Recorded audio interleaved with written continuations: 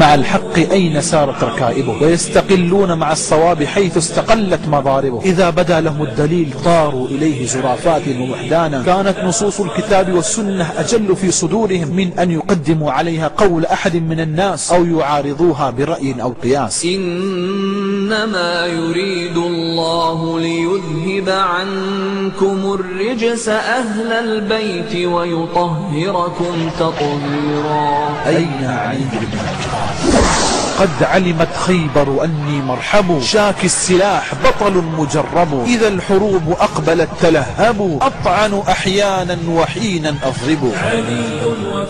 فبرز له علي رضي الله عنه وهو يقول: أنا الذي سمتني أمي حيدرة، كليث غابات كريه المنظرة، أوفيكم بالصاع كيل السندرة.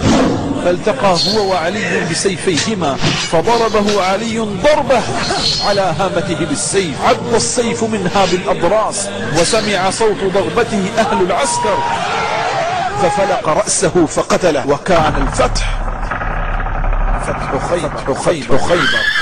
لله درك يا الحسن، صدق فيك المصطفى حينما قال: اللهم إني أحب فأحبه وأحبب من يحبه. أحب الرسول وآل الرسول محبة مستمسك بالهدى. اللهم إنا نشهدك، اللهم إنا نشهدك، اللهم إنا نشهدك، ونشهد حملة عرشك، ونشهد ملائكتك، ونشهد عبادك الصالحين بأننا نحب الحسن والحسين وسائر أهل بيت رسول الله، فأحبنا يا الله، فأحبنا يا الله. لما وصلت النوبة لأمير المؤمنين أطرق راسه، دموعه نزلت، قال: ايش عندك يا علي؟ دورك، يلا خبرنا، شنو أصعب موقف يمر عليك يا علي؟ بسم الله.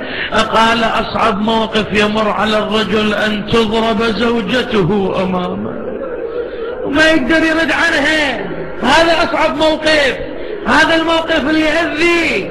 اي نعم، الزهراء دخلوا دارها، عصروها بين الحائط والباب، وقامت تنادي: علي علي علي، ما سمعت جواب. ليش؟ لأن أبو حسين مودينا للمسجد.